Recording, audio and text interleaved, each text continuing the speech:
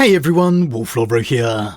Today I review the Warhammer 40k novel Archmagos by author Guy Hayley. As always with my reviews, I will discuss themes and narratives of the story, but without going into anything I deem a major story spoiler. And for the purposes of this review, I actually switched between the hardback edition and the audiobook. And so as usual, let's begin by checking out the synopsis off the back of the book. For years, Belisarius Cawl has nurtured an audacious plan to stabilise the Attilan Gap sufficiently that the Imperium might open a stable route in to Imperium Nihilus. With the Primarch Roboute Guilliman having crossed the Great Rift, and now isolated on the far side, time is running out. Before Cawl can perfect his latest great work, he requires one last element: control codes preserved on an ancient Necron world, trapped on the event horizon of a black hole. Realising that even he cannot do this alone, Cawl recruits help from across the Adeptus Mechanicus. Yet, as victory nears, malign intelligences have taken note of the Archmagos, and Cawl is about to discover it is unwise indeed to provoke the interest of Vashtor the Archifane. Okay, so Archmagos is a novel that I've been looking forward to since it was announced a few months ago. The continuation of the current mainline narrative, and getting to see just what the situation is in the wider galaxy right now. And as the synopsis reveals, Roboute Guilliman is now well and truly across the Great Rift, placing us one step closer to that final reunion with Lionel Johnson. However, frustratingly, don't expect to learn anything more than that here, because you're not going to get it. However, more importantly for this novel, the Primarch has left Belisarius Cawl in place to shore up the Attilan Gap, so that the Imperium can provide the resources and reinforcements Guilliman so desperately needs. However, in order to do that, Cawl must first find out if his pylon experiment with Blackstone actually works, which is essentially the premise of this story. Now, this is a direct sequel and continuation of the Belisarius Cawl series of novels, Belisarius Cawl the Great Work, and then Genefather, and so I definitely recommend reading those before jumping into this, as while there is some explanation and covering of the hows and whys of what's going on, it's all greatly enhanced by having followed Cawl's quest from the very beginning, making it vastly easier to understand as well. As set up in the previous novel Genefather, Belisarius requires one last thing from the Necron race in order to get his test network up and running. However, in order to do that, it requires him to visit a Necron world stuck within the past within a black hole.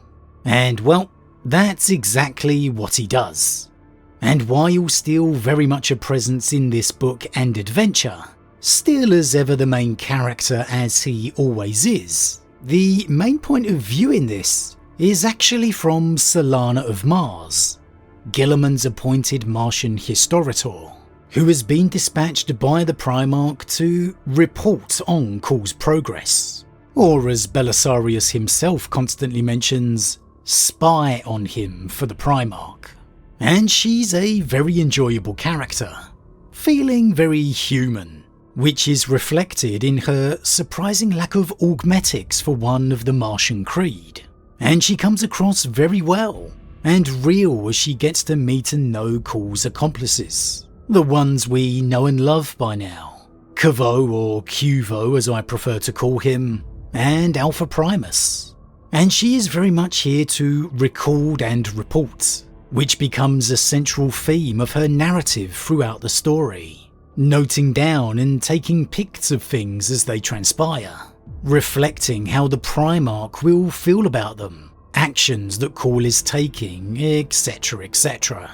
And you do undoubtedly begin to feel not only a running undercurrent of the Primarch's unhappiness, but also Belisarius's unhappiness too, at what he is perceiving as a lack of trust from Guilliman, with the passive-aggressive mentions of Solana being Guilliman's spy being brought up several times.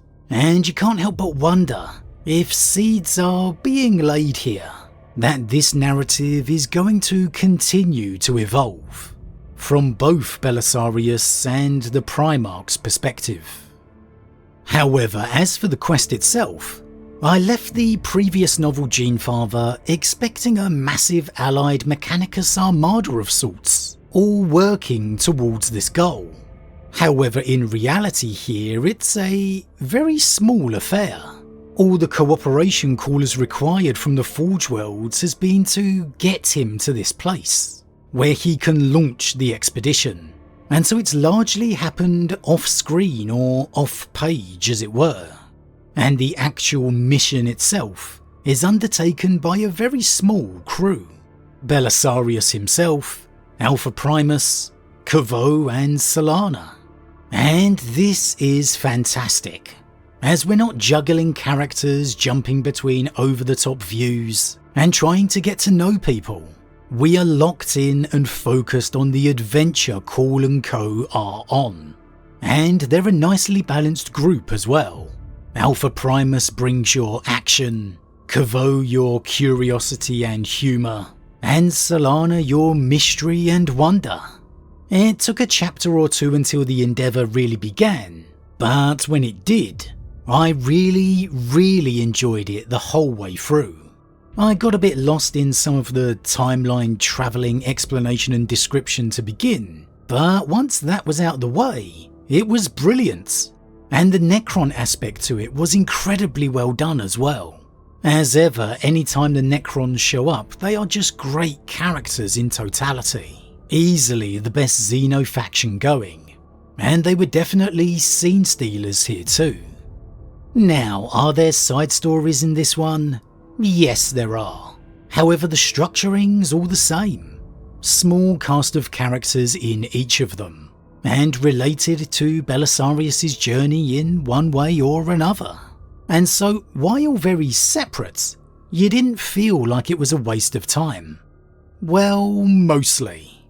One of the stories was following the ever-present Tetrarch Decimus Felix, who is upon the Space Wolf successor chapter, the Wolfspear's homeworld of Ulfheim, awaiting Belisarius to conduct his experiments so he can reach there to close the warp rift known as the Pit of Raukos, the very reason the Wolfspear were garrisoned there by Guilliman in the first place.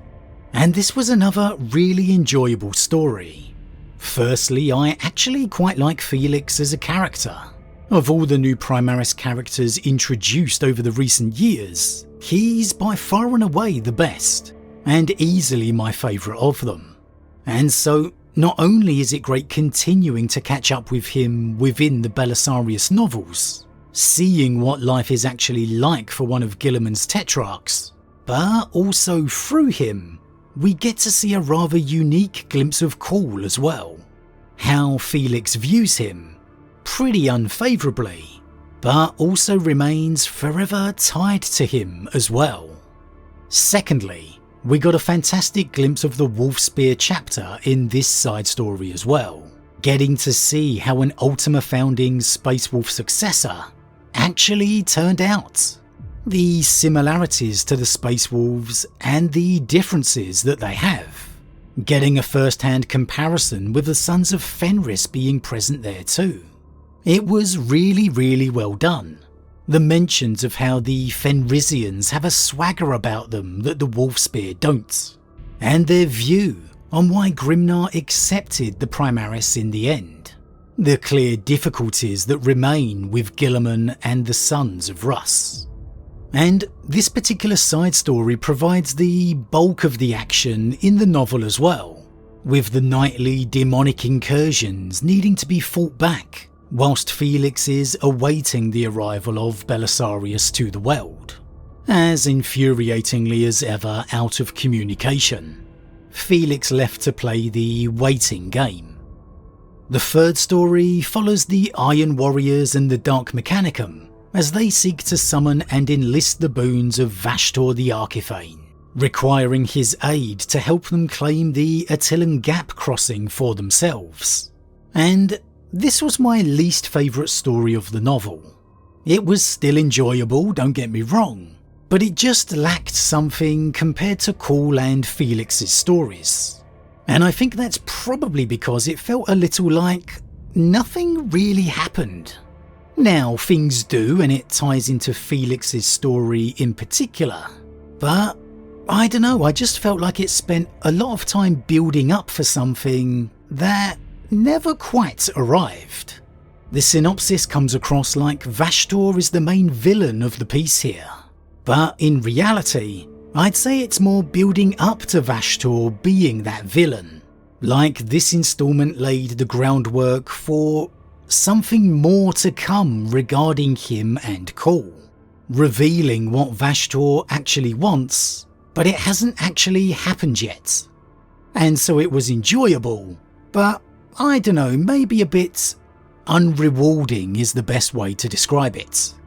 Definitely my least favourite of the three.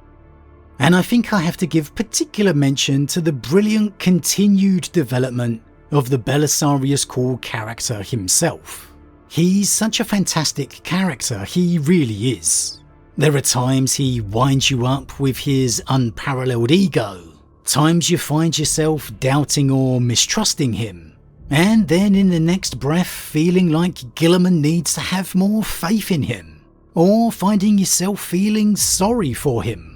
He's a beautiful, mysterious and ever unwinding character and mind, and I really enjoy him as a character. His friendship with Friedish as well, Caveau, who is equally brilliant. If you've never read the Horus Heresy novel Wolfsbane, I really recommend you do, as you see the friendship and beginning of these two there, their 10,000 year history together, of a sort at least, and it adds a whole other element of depth to Cawl as a character. The author, Guy Hayley, has always been one of my favourite authors, and I think the job he's done in bringing Belisarius Cawl to life has been particularly great. And if you can, give the audio versions of the Cawl stories a listen as well, because the portrayals of him and Friedish in them in particular add a real extra level of depth too, really bringing them to life. And it's no different here within Archmagos as well. And so, score-wise, I could easily say a 5 out of 5 blessed by the Emperor here, as I enjoyed the Belisarius and Felix storylines so much. Again, with Cawl and Caveau in particular characters, I have really grown to love. And I just love being back in the narrative that matters again, feeling like we're seeing something that matters to the galaxy. However, again, I did just feel that that third storyline with Vashtor was a little lacking compared with the other two, and so I think I'll give it a 4 out of 5. An excellent read or listen, and most definitely highly recommended. It's another brilliant installment in the Belisarius Cawl storyline, and one that has me already eagerly awaiting the next one. I certainly wouldn't begrudge a 5 out of 5 blessed by the Emperor on the whole, as I really enjoyed it. And so as always everyone, what do you think? Have you read Archmagos yet, and if so, what did you think? Or is this one on your to-do list? As always, next time, we'll talk about my biggest spoiler takeaways from the novel. And so as always everyone, a huge thank you to all my subscribers for your support. It truly means a lot to me, it really does. If you're new, please consider subscribing to help the channel grow. And if you enjoyed this particular vid, then why not drop a like on it too. But with that said, I am off, and I'll see you all again real soon.